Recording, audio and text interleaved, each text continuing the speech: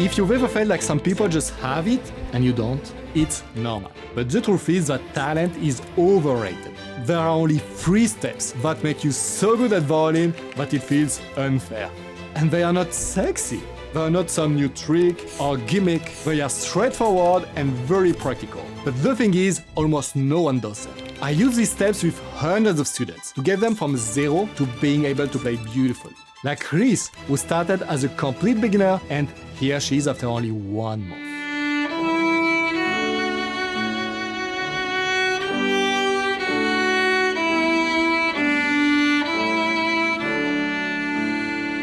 I'm just showing you that because I know it will work for you, so I want you to take it seriously. And here is step 1. Stop playing, start learning the violin. The truth is, playing is not the same as practicing. Playing is great for having fun, and that's super important, don't get me wrong. But it doesn't lead to real violin skills. The only way to become quickly great at violin so that it sounds beautifully is to do specific exercises to master every step. And you should always start with the easiest one. So let's see a few together. Here, for example, we have just D, E, F sharp, E. That's D open string, E first finger, F second finger.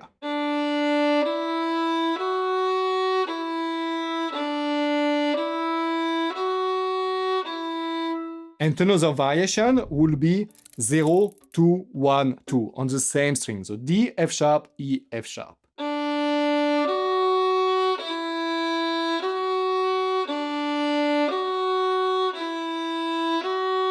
Those are great to master the 2 first fingers. And then you could go directly to mastering the 4th finger. And here I will just do every single combination with the 4th finger on the D string. Starting with G, A, 3rd to 4th finger. Then you continue with 2nd to 4. 1 to 4, E, A.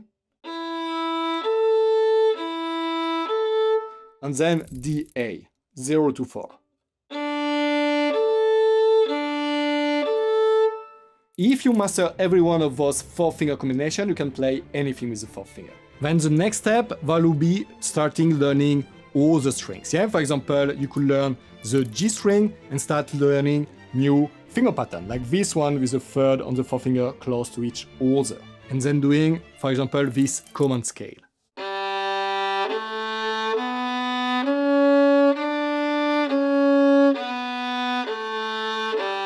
Or a scale of thirds.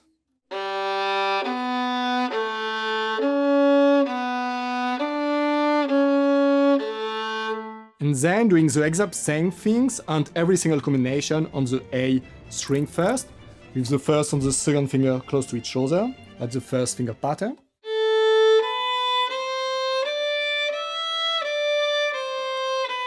Or a scale of 3rd. Then you do the same on the E string. This time you learn the 4-finger pattern with all fingers spread apart, playing E, F, G, A, B. And don't forget, you can practice too the every single combination of 2 notes. For example, then 1, 2, 2 to 3, 3 to 4.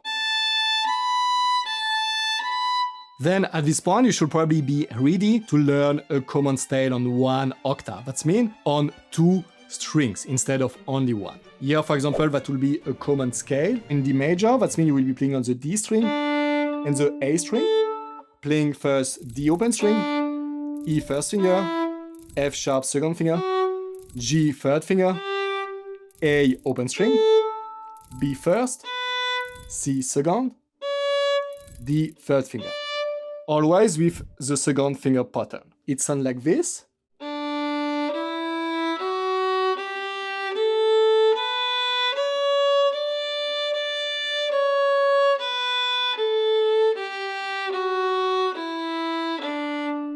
Oh, and by the way, if you're an adult beginner and you want to learn to play the violin beautifully, we are organizing a free violin masterclass. You can register with the link below. So now let us see step 2. Exercising is not practicing. What I mean with that is that playing exercises like we just saw is good, but it's not enough. If you are not practicing them the right way and it doesn't sound good, and you do that all day, it will not lead to progress, but instead you will learn the wrong things and take wrong habits. The goal is not to repeat those exercises as much as possible. The goal instead is to learn how to play them right, so that they sound beautifully. Even if you need to practice them very slowly first. And a very good way of practicing that is the acceleration method I developed. It's part of the Violin Pyramid Method you can see here. And the first step you should take is to calibrate each note. What it means is that before you start repeating something, you need to be sure that you are playing the right note with a perfect intonation. If we come back to the first exercises I show you, this one, you want to make sure that your D open string is tuned, that means that you tune your violin. Then you want to make sure that your E is the right one too. A good way of doing that is just playing the E and then moving your finger up and down and listening to which note has the biggest resonance. You will see that when it's right, you have the feeling that the entire violin starts to resonate with the note. Another possibility would be just to play with a recording of it, like that.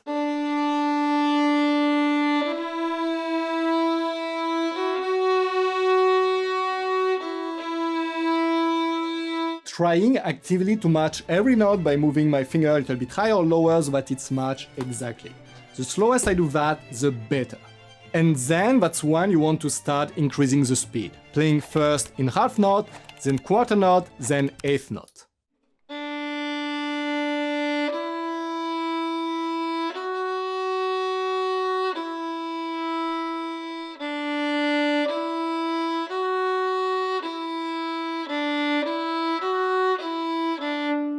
And I will advise to repeat each variation in each speed at least 3 or 4 times. And before we move to step 3, a few very important things while you are doing that. The first is that your elbow should always be adjusted for each string. That means if you play on the D string, your elbow should be here, but if you play on the E string, it should be here. The next one is that your finger should be aligned over the string like you can see for myself. Like you can see, I'm playing on the D string and all my fingers are perfectly aligned above the string. And the last thing is that you want to leave always your finger on the string, instead of lifting them the whole time. So now let us see one of the most important steps. Step 3, the theory of constraint. Here's the issue I see with most adult beginners is that they don't practice what they need, they only practice what they like or think they need. And that's normal, I do the same sometimes. But to really make progress, you need instead to identify what is your real constraint. And the first step for that is recording yourself. And then the most important part is that you want to analyze what you just did. And here you should refer to what I call the 4 pillars of violin mastery. Pillar number 1 is just the sound. So basically when you play just the bow, how is your sound? Does it sound beautifully? Or not really? Maybe it's whistling or scratching. Really focus only on listening this. Then the second pillar is the intonation. So when you play, are you hitting the right notes or are you always playing some notes that sounds like weird, like a little bit off? The third one is the rhythm. So when do you play? Do you really feel the beats under the music? Let's try if I play something like...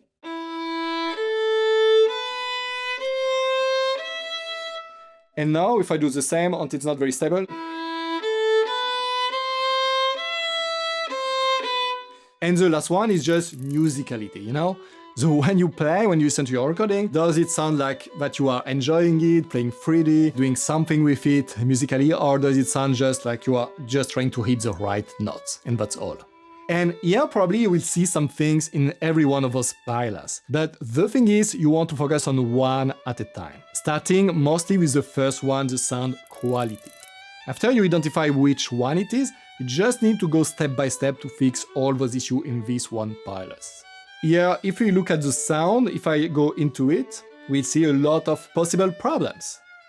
Maybe my bow posture is not good, that's the reason why my sound is not good. Or maybe my hand is not relaxed, or I'm not breathing while playing. That's why I'm tense and it doesn't sound good. Or maybe I'm not respecting the 3 factors of sound. Especially my contact point, that's where my bow is on the string, is too close to the bridge, or maybe I'm playing too close to the fingerboard, and I just need to adapt that. But yeah, I need to add something we see a lot when new students register for a free violin consultation, is that a lot of them, basically, they are overwhelmed. There is a lot of things that are not working, they are very frustrated with their playing, and they have the feeling that they are not making any progress. If that's you, really what I can tell you is that what you need to do instead of focusing on one specific pile or so is just practice again the basics. That means stop playing things that are way too difficult, start again with the basics, the easiest thing. Because on my entire life, I never saw someone who could not learn to play the violin beautifully. So it doesn't matter how talented you are or if you are already 80 years old or whatever, I'm sure you could play the violin beautifully.